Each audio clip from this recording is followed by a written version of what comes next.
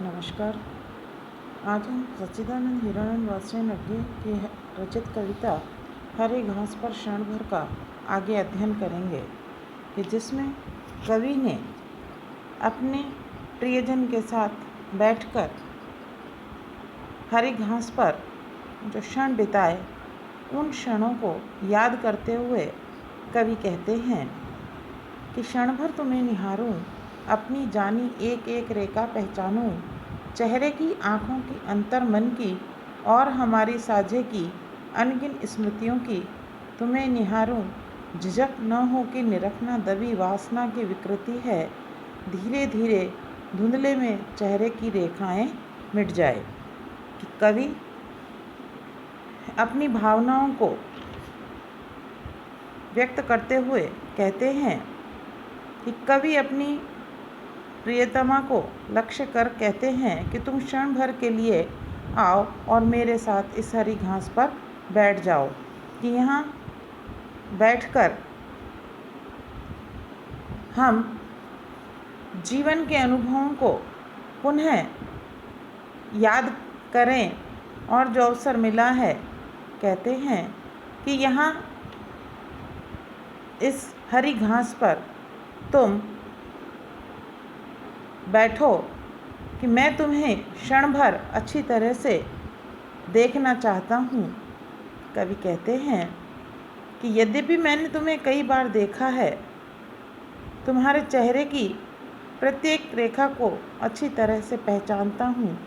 फिर भी ऐसा लगता है कि जीवन की व्यस्तता के कारण जैसे मैं कुछ भूल सा जाता हूँ, इसलिए उन तुम्हारे चेहरे की जानी पहचानी रेखाओं को फिर से जानना चाहता हूँ। आगे कवि कहते हैं कि केवल चेहरे की ही नहीं, तुम्हारे अंतर मन की जो रेखाएं हैं, उन रेखाओं को भी जानना चाहता हूँ,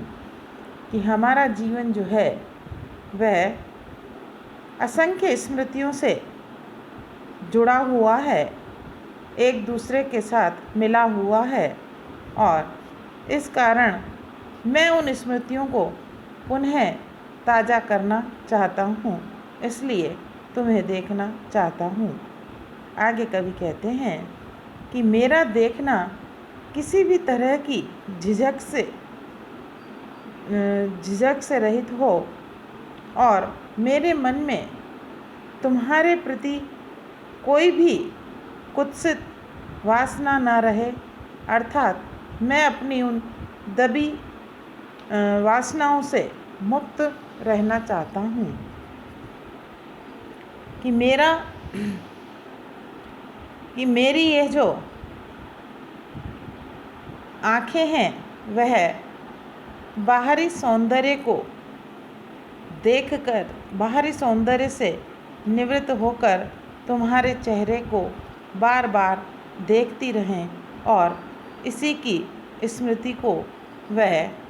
संजोकर रखें। आगे कवि कहते हैं कि केवल नेत्र जगे उतनी ही धीरे हरी घास की पत्ती पत्ती भी मिट जाए, लिपट झाड़ियों के पैरों में और झाड़ियाँ भी धुल जावें, चित्ररेखा के मृषण ध्वांत में केवल बना रहे विस्तार बोध हमारा बोध, मुक्ति का सीमाहीन खुलेपन का ही चलो उठें अब तक हम थे बंधु सैर को आए। आगे कवि कहते हैं, अपनी प्रेयसी से कहते हैं कि तुम क्षण भर मेरे पास बैठो और मैं तुम्हें देखना चाहता हूँ।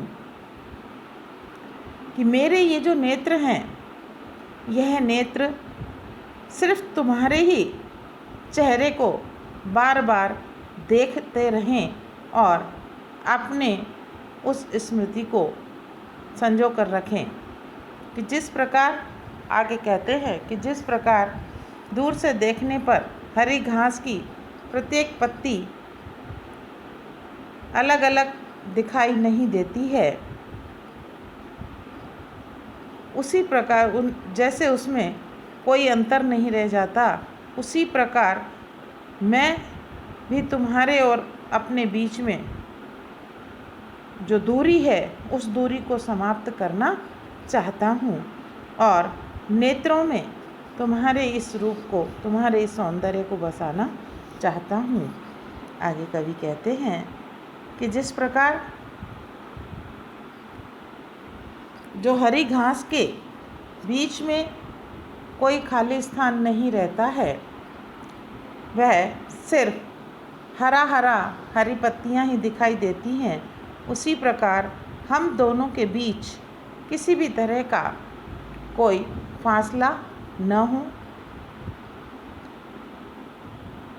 और जिस तरह जो टहनियाँ हैं, झाड़ियाँ हैं, आपस में लिपटी हुई एक ही तने पर आश्रित रहती है, उसी प्रकार हमारे पैर रूपी झाड़ियाँ भी लिपट कर एक हो जाएं और उनमें किसी भी प्रकार का कोई फासला न रहे। केवल क्षितिज की अंधकारमय रेखा में हम दोनों का परस्पर एवं आत्ममुक्ति का बोध बना रहे, साथ ही प्रकृति के इस सीमाहीन खुलेपन की तरह हमारे हृदय भी फैलकर एक हो जाएं। आगे कवि कहते हैं कि अब तक हम भ्रमण करने के लिए आए हुए दो प्रियजन थे और यहाँ पर साथ साथ बैठे रहें। आगे कवि कहते हैं कि देखे हैं क्या कभी घास पर लोट पोट होते सतभैये शोर मचाते और रहे बैठे तो लोग कहेंगे धुंधले में दुबके प्रेमी बैठे हैं। वह हम हों भी तो यह हरी घास ही जाने, जिसके खुले निमंत्रण केवल जग ने सदा उसे रौंदा है और वह नहीं बोली नहीं सुने हम वह नगरी के नागरिकों से, जिनकी भाषा में अतिशय चिकनाई है साबुन की, किंतु नहीं है करुणा। उठो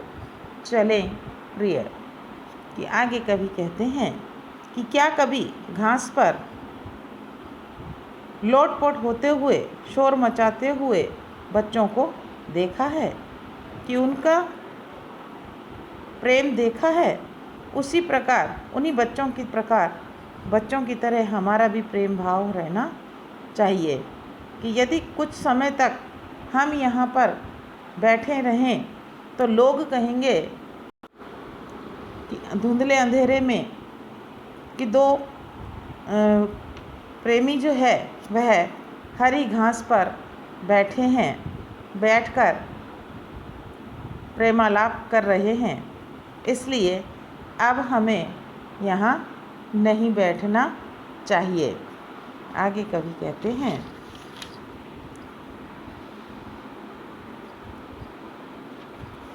कि यदि वह हम हों भी तो इस बात का रहस्य हरी घास ही जान सकती है कि हरी घास सभी को अपने ऊपर विचरण करने, घूमने का, उसे रौंदने का निमंत्रण देती है। लोग अपने पैरों से इसे सदा खूब रौंदते रहते हैं, किंतु यह घास, हरी घास जो है, जरा सा भी मतलब किसी भी प्रकार से प्रतिकार नहीं करती और जो रौंदते हैं उन रौंदने वालों का विरोध नहीं करती। इस प्रकार हम इस हरी घास की भाषा को, संवेदनापूर्ण जो भाषा है, उस भाषा को हम सुन सकते हैं, क्योंकि उसकी भाषा में कि यहाँ जो लोग हैं, कि यहाँ रहने वाले जो लोग हैं, नगर में रहने वाले लोग बड़े ही स्वार्थी हैं। हम उनकी भाषा में अतिशय साबुन के समान चिकनाई है, अर्थात उनकी बातें जो हैं चिकनी चुपड़ी होती है कि उनमें जरा भी संवेदना नहीं होती, करुणा नहीं होती। अतः कवि कहते हैं, अपने प्रेयसी से कहते हैं कि हमें उनकी जो अतिशय चिकनाई से युक्त जो बातें हैं उसे नहीं सुनना चाहिए। इसलिए हे प्रिय, तुम उठो, अब हमें यहाँ से चलना चाहिए। इस प्रकार कवि ने यहाँ कि शहर में रहने वाले जो लोग हैं उन लोगों के स्वभाव, उनके आचरण और संवेदनहीन जो संवाद है उसका चित्रण किया है। यहाँ अनुप्रास रूपक अलंकार है कि हमने आपको यह कविता हरी घास पर क्षण भर पढ़ाई। आप इसे पढ़िए, सुनिए, समझिए और इस चैनल को लाइक और सब्सक्राइब अवश्य कीजिए। धन्यवाद।